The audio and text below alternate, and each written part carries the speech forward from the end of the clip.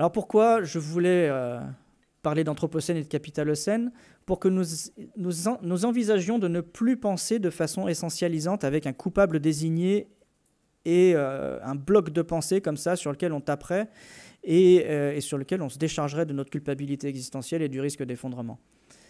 Parce que le risque d'effondrement, ce n'est pas la civilisation, ce n'est pas le capital, ce n'est pas les lobbies, ce n'est pas les industriels. C'est le fait que tout ça, ça ait répondu à des contraintes spécifiques de notre interaction avec l'environnement. Je parle plutôt, moi, d'un dérégulocène, c'est-à-dire une grande période lors de laquelle une espèce particulière, la nôtre, à chaque fois qu'elle a été soumise à une pression de compétition, elle n'a pas eu d'autre choix que de déréguler un peu plus fort son exploitation des ressources avec des outils plus performants à chaque fois. Qui connaît le syndrome de la Reine Rouge? Ah là là, je suis obligé d'en parler. Vous connaissez la Reine Rouge grâce à Lewis Carroll. Dans Alice au Pays des Merveilles, en fait dans le second livre, de l'autre côté du miroir. Alice et la reine, à un moment donné, sur l'échiquier, courent l'une à côté de l'autre. Et la reine demande à Alice de courir toujours plus vite. Il faut qu'elle court plus vite. Alice, elle veut bien, elle court, elle est volontaire, elle a très envie, elle court, elle court, elle court. Mais elle ne court pas assez vite, manifestement, et la reine insiste. Il faut qu'Alice court encore plus vite, chaque fois plus vite. Et puis Alice, au bout d'un moment, elle regarde autour d'elle, et elle constate une chose curieuse, elle voit que le paysage ne bouge pas. Elle court très très vite, toutes les deux, et rien ne bouge. Donc Alice, interloquée, demande à la reine, mais pourquoi on court? Et la reine répond, il faut courir pour rester sur place. Un biologiste, Lee Van Valen, reprend cette métaphore, cette image de Lewis Carroll, pour qualifier des processus évolutifs qui sont, selon lui, structurants dans les relations interespèces, et en particulier dans les relations proie-prédateur. Et dans ces relations proie-prédateur, il se passe quelque chose. Je reprends toujours le même exemple, vous le retrouverez dans d'autres de mes interventions, mais vous avez une gazelle au départ, comme les êtres vivants au début sont petits, et les guépards et les gazelles, c'était des petits animaux, petits gazellos, je ne sais pas comment on dit. Et le guépard, c'était un chat au départ. Mais ils avaient des relations proie-prédateur. Le guépard a besoin des gazelles pour se nourrir. Et en même temps, le guépard, il régule la population des gazelles. Il n'y en a pas trop. Il y a juste ce qu'il faut pour que les deux interagissent. Le problème, c'est que la gazelle n'a pas du tout envie de se faire manger. Donc, la sélection naturelle fait qu'à chaque descendance, elle va développer une capacité un peu plus grande. Enfin, plutôt les petits de la gazelle vont être sélectionnés en fonction de la capacité à fuir.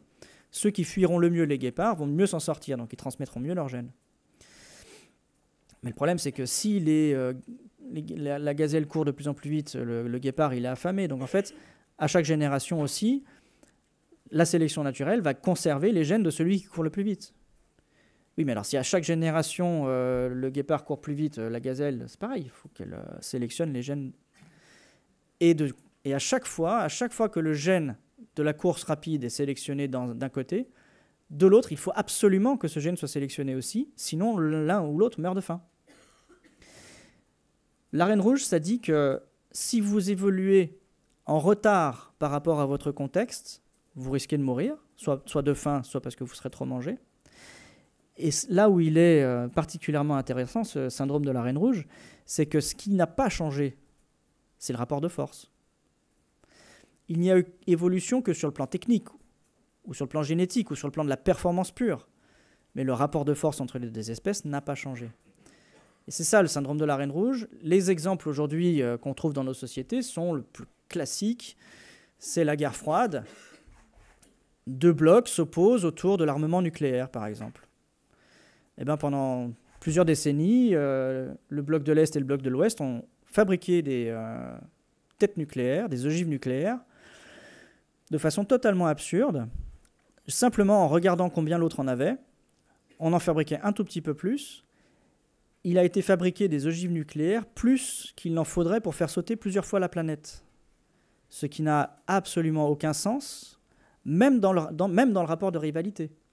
C'est-à-dire que les deux pays savaient très bien que la destruction serait totale, de toute façon. Pour autant, il était absolument nécessaire de fabriquer une tête de plus que son voisin. juste pour maintenir le niveau de rivalité. Le syndrome de la Reine Rouge montre la rivalité en tant qu'elle est absurde, mais nécessaire, dans le cadre de la compétition dont je parlais tout à l'heure. Les deux blocs ont coopéré chacun de leur côté. On retrouve cette trinité dont je parlais tout à l'heure. Dans le cadre de la compétition, c'est-à-dire la vie, la mort, il faut être performant dans la rivalité, et chacun de son côté coopère. Ça se retrouve dans le fonctionnement d'une entreprise, n'importe laquelle. Je sais pas moi, il y a un procès en cours avec Carlos Ghosn. Il est, dans cette entreprise-là, nécessaire de maintenir le prix des actions le plus intéressant sur les marchés pour que les actions aient la meilleure valeur possible, pour que l'entreprise ait la plus de puissance possible par rapport à d'autres, pour qu'elle ait les meilleures possibilités d'acheter des ressources sur les marchés, pour vendre les voitures les moins chères possibles, pour pouvoir donner le plus de salaire possible à chacun des ouvriers qui fabriquent les voitures. Et le syndrome de la Reine Rouge fait que tout ce système-là ne peut pas s'arrêter, même si on le voudrait bien, parce que c'est totalement absurde de payer à Carlos Ghosn le prix qu'il est payé, ça n'a aucun sens, c'est absurde. Mais c'est compliqué d'arrêter le truc, parce que le voisin, lui, ne va pas s'arrêter, et toute la chaîne de production de la société Renault, Nissan, peu importe, va en pâtir. Les actionnaires, les ouvriers, tout le monde. C'est ça le syndrome de la Reine Rouge. Et il est absolument fondamental que vous l'intégriez pour comprendre comment, dans un contexte comme aujourd'hui où la mondialisation fait qu'on ne peut plus regarder à droite ou à gauche sans avoir quelqu'un qui ziote sur les mêmes ressources que nous, c'est ça la mondialisation. Ce n'est pas des communautés de chasseurs-cueilleurs qui vivent dans des territoires extrêmement étendus avec beaucoup de faune disponible et des écosystèmes très riches. C'est la déplétion des ressources, de moins en moins de ressources, et tout le monde qui ziote les mêmes. Et moi, je suis assez fataliste, vous l'aurez compris, sur la perspective d'effondrement, parce que je ne crois pas qu'on puisse ralentir avant le mur. Parce que le premier qui ralentit, il est éjecté du jeu, en fait.